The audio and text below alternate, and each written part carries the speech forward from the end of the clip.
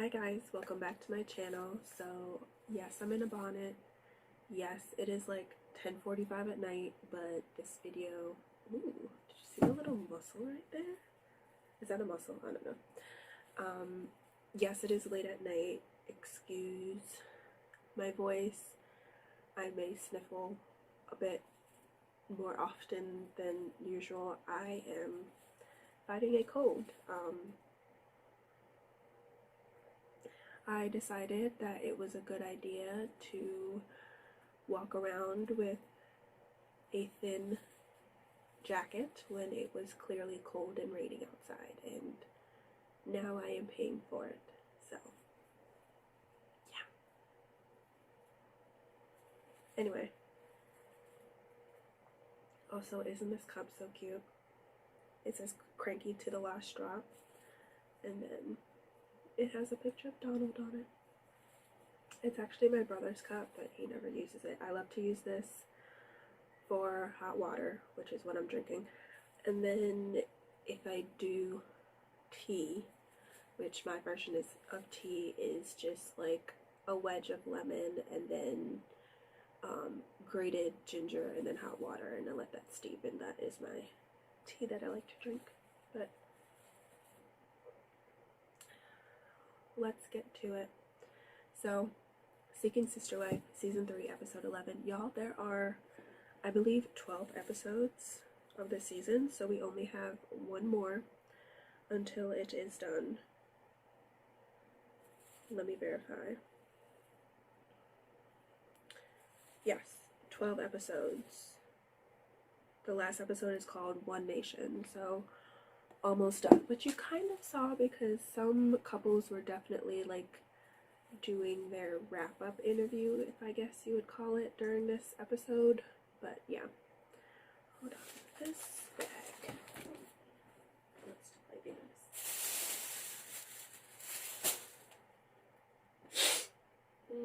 See? That was a sniffle. You know what I'm talking about. That cold sniffle where it's like one nostril is functioning. Anyway, let's hop right into it. So, I have recapped all the episodes. They will be in the eye. They will be down below. They will be down below, and in the TLC playlist on my channel. But yeah, Season 3, Episode 11 is called Can't Fight This Feeling, and we start off with the Snowdens. So, as Dimitri had said before, oh, my back is killing me. He got this feeling that things were going great, so he wanted to propose to Chrissy. They've been dating for 10 months. Let's say 5 months. They've been dating for 10 months, and she has been in the U.S. for 5 months on an extended visa. But if you remember, in a previous episode, I think it was just last episode, she actually said that she wasn't expecting to stay so long, and she actually wanted to go home. So, you know what I'm saying? Like, she wants to go home, they want her to stay. But yeah, basically both Dimitri and Ashley are worried about Chrissy saying no, because obviously, like I said, she has a whole life back home in South Africa, and for her to give all that up, that's a lot. Not just for her, but for her girls. Don't forget her girls are there as well, so she would be giving up a lot to just, if she said yes. But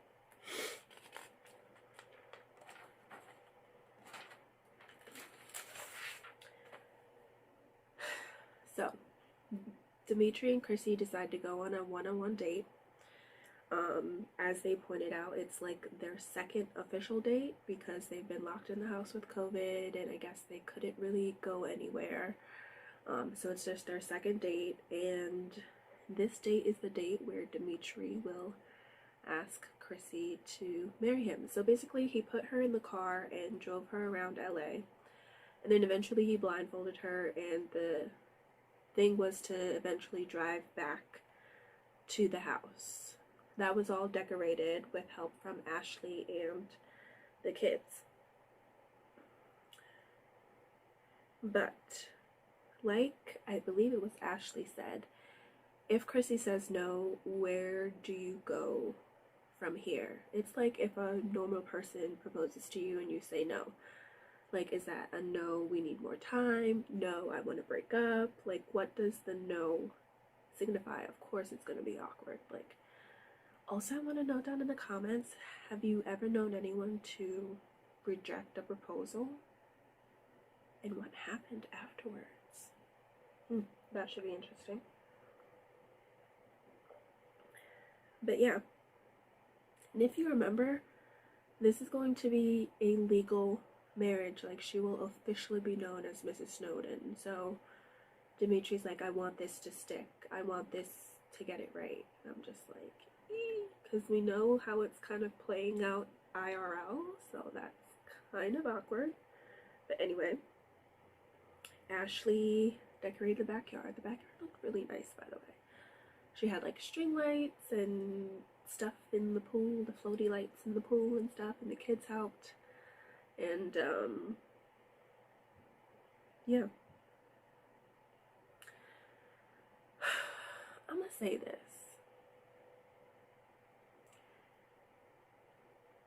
Do I think that Chrissy likes the Snowdens? Yes.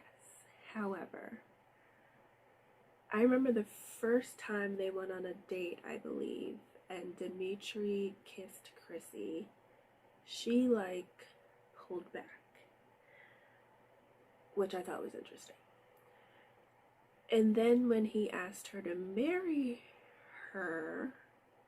him, see, I've never been proposed to, I don't even know how it goes, but she said yes, but then right afterwards she's like,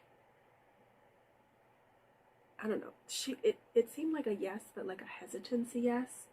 Like, yes, she wants to marry him, but also she's about to give up her life in South Africa. So it seemed like she wasn't really expecting the proposal, but then afterwards, like, the wheels started turning of everything that comes with getting married. And I think maybe it was overwhelming, to say the least. But anyway,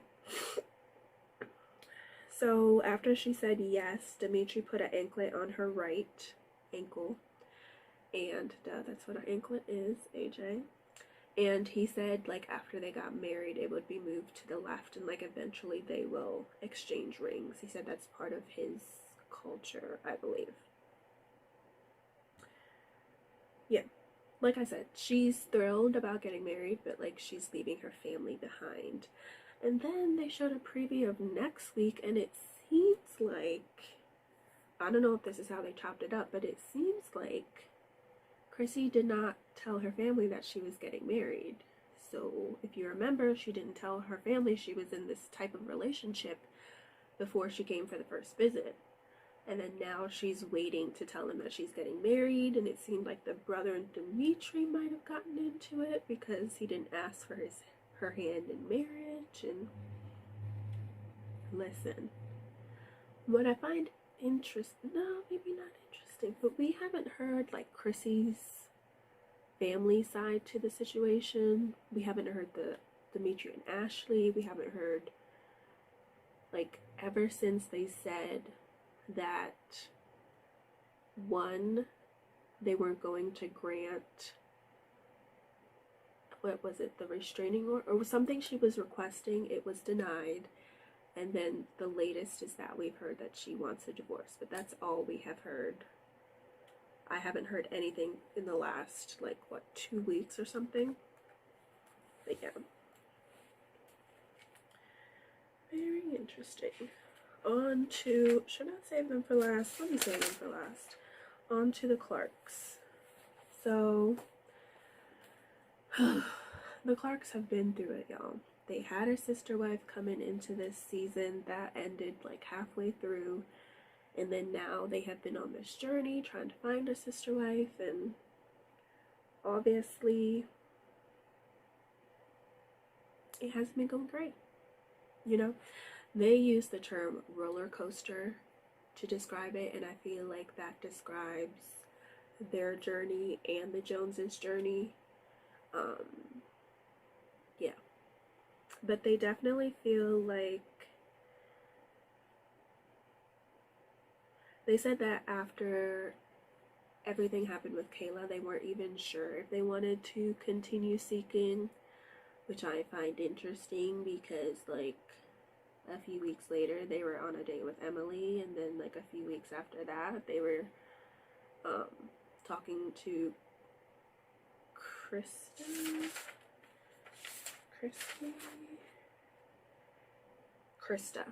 So obviously y'all bounced back perfectly fine, but whatever. But yeah, Gerard kind of said that he was having a hard time with everything, and I'm sure COVID doesn't help either. Listen, there are people who, even if you weren't, but I know for many people, like, they are very social butterflies, and then, you know, you're being told that you can't go outside. Like, that was a lot, even for people that were used to staying inside. To be told that you then cannot go outside whenever you want to. Like, I am a homebody through and through. I am fine sitting at home, watching movies, eating popcorn late at night, drinking Coca-Cola, you know, eating Belvita chocolate cookies. Those are really good, by the way. Breakfast, lunch, dinner, midnight snack. They are amazing. Anyway, shameless plug. But yeah, I mean, I have like 2 friends that I hang out with all the time, my best friends. It was hard not hanging out with them like whenever we wanted to, and we didn't do anything extravagant, you know. For us it was, let's go out to dinner, let's meet at each other's houses. Like, even that didn't happen, and that was hard. So yeah, COVID, I'm glad we're seeing the other side of COVID, but geez, COVID just took a lot out of everyone, basically, you know. But Gerard really credits his kids. He says his kids are his bright spot. Him and Vanessa have beautiful kids, by the way. He even set up like a little slip and slide outside, which makes me want to go on a slip and slide. That looks so much fun. So much fun. That would be awesome. Can someone organize that and just like invite me? Like, if you're having a huge slip and slide party, can you just invite me, please? That'd be great, thanks. But anyway, like Vanessa had said, their journey has taken its toll on them, but they are just trying to find someone that is seeking the same thing. And that's so true. Like, if that was the truth with Colton and the Winders, it was like, if we're not moving in the same direction, that this is not going to work. But I don't really know if this was their exit interview, to be honest, because we never really heard what happened with Krista, because they were trying to meet, but we never heard that it was a definite. Maybe at the end of episode 12 they'll do like a update type of situation, but I don't know what's going on with Krista. But speaking of the Winders, so as everyone has seen, Tammy and Sophie were really driving the boat when it came to the sister-wife process. They really liked Kimberly. They felt like when they were preparing dinner all together, they felt like that went really well. They just weren't sure how Colton felt. Now we know how Colton feels. He used the phrase "not highly compatible." I don't think I needed to do quotes on each word, but you know what I mean. He just felt like it wasn't there. He said he felt, or I don't know if he said this, he felt nothing. I'm pretty sure I said that, because I don't know. Basically, Colton wasn't feeling it. And like they said, this is not just Tammy and Sophie's sister wife, this is a wife for Colton.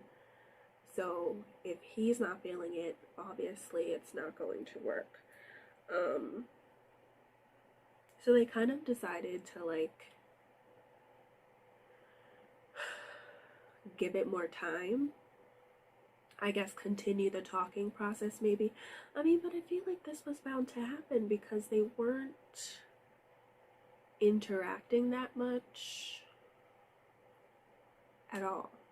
Like, they openly admitted that when they would FaceTime or chat, like, Sophie would lead the conversation. So of course Colton may not feel it because he's not really talking to her to get to know her. It's, I don't know. Also, it would be a long distance courtship type of situation. That's also difficult. Long distance is difficult in general, but then you have a long distance courtship. And their courting is different because it always has to have like a chaperone. So does that mean like if you got on a phone call, someone would have to chaperone that phone call? Oh my goodness. That's a lot. Like, if you're texting, would you have to be in a group text? I guess so, right? Oh my goodness, okay. I just thought about that. Crazy. But anyway, they basically decided to give it more time, but they also don't want to raise hopes to say that giving it more time is going to change the situation. So I feel like eventually this is going to fizzle out because, I don't know, how do you change that? Like, I know attraction grows, but after a year of talking, nothing, and meeting in person, nothing, I don't see how that would change the situation. I don't know. He just doesn't feel a connection just yet.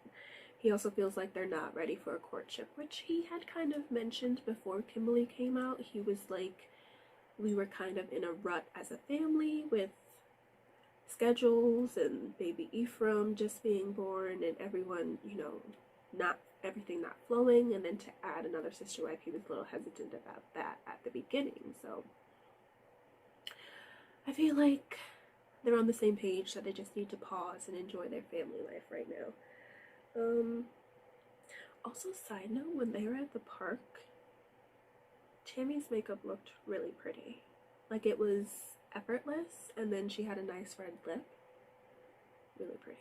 But anyway, I feel like this was definitely their exit interview because they sat them down and kind of asked what they wanted for the future, and they said that they were just very happy that they're able to grow their family. And then Sophie started crying, which kind of made me tear up, and she just said that she hopes for the future that Tammy will be able to have the second child that she's always wanted. Of course, more babies, but she just wants Tammy to have that second child. So yeah, they seem to have a really nice dynamic going. I don't remember exactly how long each they have been like a family of 3, but yeah, they definitely said that they accomplished a lot because one of their main goals was to move into a house together, which happened. So yeah, they seem to be moving and grooving as a family. So like I said, it seemed like it was their exit interview.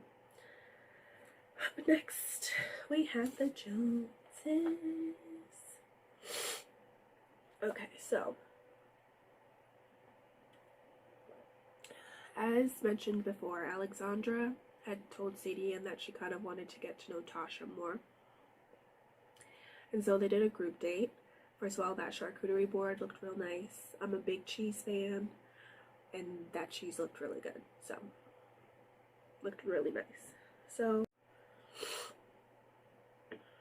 yeah, they were basically just seeing if Alexandra was committed and wanted the polygamous lifestyle, because right now it seemed like a hard no.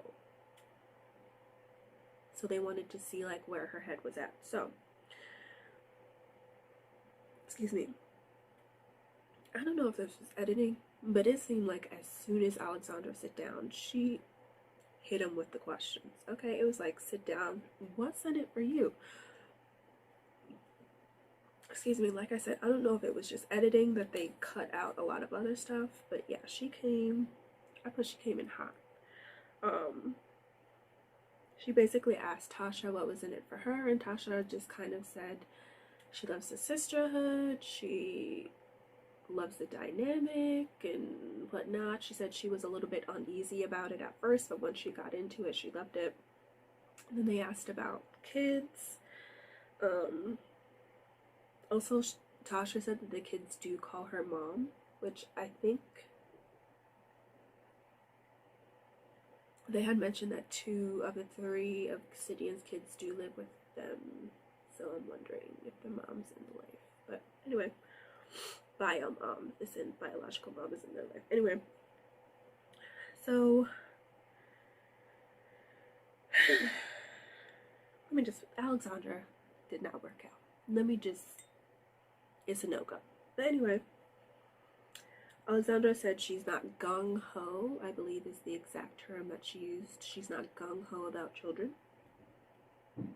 She's not looking to be a mother, much less mother other people's kids, which is a big thing if you're going to get involved with someone with kids. If you know that you yourself don't want kids, and you know that you don't want to help someone raise their kids, I feel like that right there is a X-nay. Also, she's not sure that she wants to be a wife, much less a sister wife. Pause so I can blow my nose. And we're back. Okay. So yeah, I mean, she kind of said that it's nothing personal against Sidian and Tasha, but this isn't the lifestyle for her. Which she also, I commend her for saying like, hey, I don't want to string you guys along and think that I'm going to change my mind. She's like, this is not for me. And I don't think it's anything Sidian and Tasha did. I think it's just, yeah. She wants to casually date, you know, she wants to explore, she wants to travel, she wants, like, I don't think settling down is for her, you know? And if she's unsure, it's better that she says no rather than leading them on. But yeah, I was just thinking about them, and I'm like, is it the location? Like, do they, I've said this before, is it, I believe they live in Idaho, like, do they need to move to a bigger city with people that may be, I don't want to say more open-minded, but more open-minded to this type of lifestyle? Is that what it is? I mean, it seems like they said they know they have friends that practice polygamy, but I don't know. Maybe it really is the location, because they have not had a good run at all. Yeah. It's like the girl at the bar didn't work out. That other girl who was familiar with polygamy didn't work out. I don't know if COVID never happened, if that would have helped the situation. And now Alexandra, so yeah, who knows? Yeah, in there, I guess this was their exit interview, Tasha was actually tearing up because she said she really wants the lifestyle, but it's not happening, so, but yeah. Oh.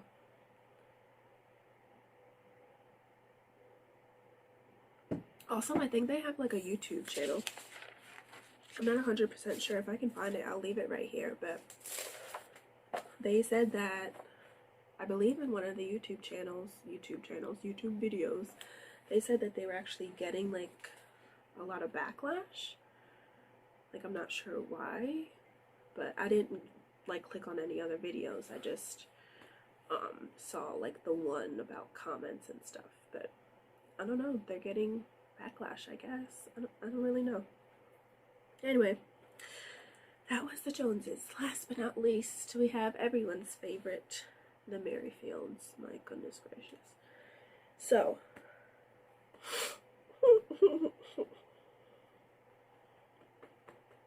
the Merrifields celebrated their 13-year anniversary, and as they said, it was kind of awkward, excuse me, because it's their 13-year anniversary, but legally, in the eyes of the law, the courts, they are divorced. But they still went out to celebrate, which is good, because technically they're still married. They're just not married in the eyes of the law legally, you know what I'm saying? However, Mr. Garrick wanted to use this time to talk about Bert. First of all, disrespectful. Your wife was over there looking very beautiful, okay? Pink is definitely Danielle's color. She was looking absolutely gorgeous. And you want to talk about Bert? First of all Danielle... Hold on. All Danielle said, well, no, because before she even brought up that situation, they're toasting, and he wants to say, oh, you want to send a video to Bert? She would love this. And he's like, Bert, oh my Bert, it's our anniversary, cheers. And then he goes to blow kisses, and Danielle's just over there like, disrespectful. You couldn't even go 1 day, 1 hour, 1 minute without mentioning Bert. Disrespect. And then Danielle tries to air her side because the wheels were turning after she sat down with her sister-in-law, and her sister-in-law was like, well, what happens if the visa gets denied and she has a baby? So Danielle decides to bring it up. This guy tries to, and I use this, manipulate her with scripture. Okay? Manipulate her with scripture. Because he's trying to say, take no thought for the morrow, for the troubles of today are enough. He's trying to say, oh, we can't control tomorrow.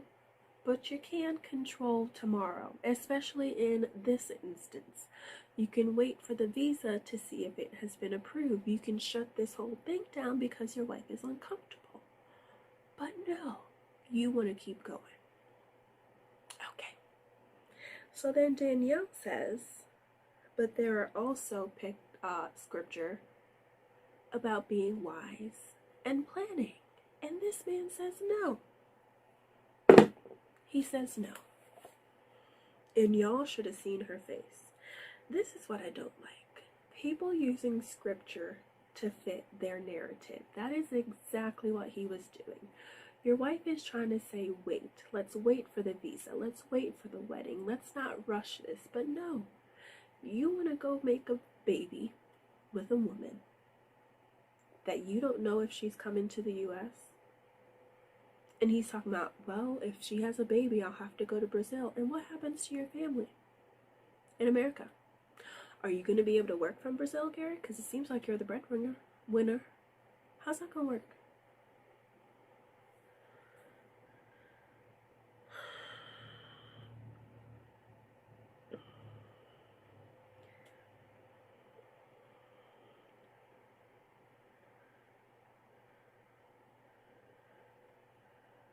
This man, I really couldn't, like, the way he tried to use scripture to manipulate.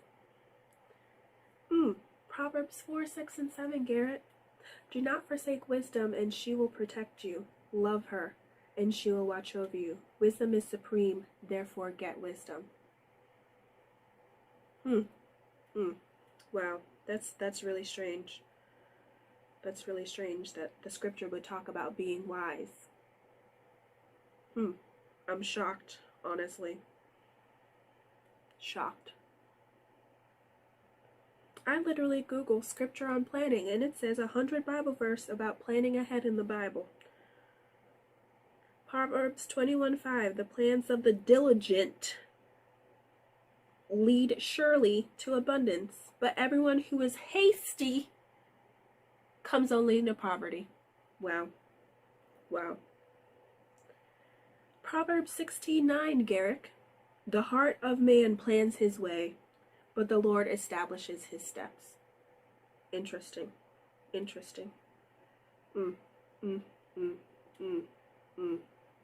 Proverbs 15:22. Without counsel, plans fail. Interesting. You mean like not considering your wife's feelings about situations? That's just me. but with many advisors they succeed. Interesting. Proverbs 13:16. In everything the prudent acts with knowledge, but a fool flaunts his folly. I'm going to do Proverbs 14:8. So anything in Proverbs, really, Garrick, would have told you about wisdom and planning. Proverbs 14:8. The wisdom of the prudent is to discern his way, but the folly of fools is deceiving. Very interesting. Wisdom and planning, being wise and planning. Who would have thought that the Bible would have those types of verses in it? I'm shocked, to say the least. Man. Let me move on. This man really trying to tell it. Let me move on. Yeah. Other people, it's like Garrick only thinks about himself and Bert, honestly. You have two sons that are young. They're, it seems like preteens, so you just go abandon them and go to Brazil to raise a baby. Like, for how long were you planning on going to help raise the baby? A year? 2 years? You don't have a job? You work remote, but can you work from Brazil? Oh, did you want Danielle to take care of work while you go hang out with Bert like you did while y'all were on vacation? Is that okay? Let me move on. I think he has to realize that Danielle is not saying stop. She's just saying, can you wait a bit? Like, can you wait? That's all she's saying. Anyway, they end up going to Brazil because he doesn't listen to anyone but himself. Anyway, and the whole family's coming, y'all. The kids are going. His mother-in-law and father-in-law are going. So, and apparently everyone knows why they're going back to Mexico. So, everyone is going to be there while you're trying to knock Bert down. Like, the whole family's going to be in the house while this is happening. Why? That is, no. No. No, no, no. No, no, no. That's disrespectful if I ever heard one. That is disrespectful to your wife, to your children, to your in-laws. And he's going to talk about, oh, it's really important that my in-laws support us since my family doesn't. This is how you treat them? This is how you treat their daughter? This is how you treat their grandkids? Okay. I take it back. Do whatever do. Anyway, the kids are excited about Bert because it's more attention. They're excited about a baby brother. They didn't say sister, they said brother. But anyway, now let me tell you something. I had actually put in my notes that I kind of wish that the sister-in-law had went because she seems to be a little bit more assertive when it comes to the situation. Like, I felt that she would have stood up for Danielle. But I take that back because I saw the previews. First of all, the previews, disgusting. Is a long shot of like Garrick and Bert in bed together, like kissing. Ew. I mean, they got to the villa and he's like, oh, this leads to the hot tub, like this will be me and Bert's room. And Danielle is like, really?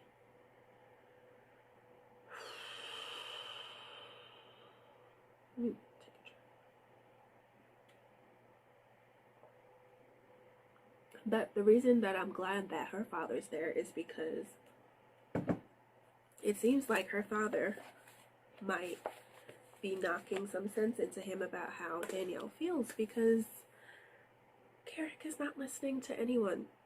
He's not listening to Bert when Bert said she would leave. He's not listening to Danielle. Maybe it's going to be the in-laws that finally get him to realize that, like, this isn't the right move.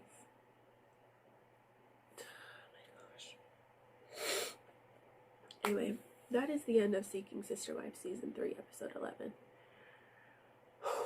I wrote like a whole page on Merrifields because I could not believe what I was watching. Couldn't believe it. Anyway, that's the end, y'all. Thank you for putting up with my nasally voice and my sniffles. But yeah, oh, I did do a review on this bonnet that is located down below. It's called Glow by Daye, And it's really nice because it has a drawstring. A drawstring. How genius is that?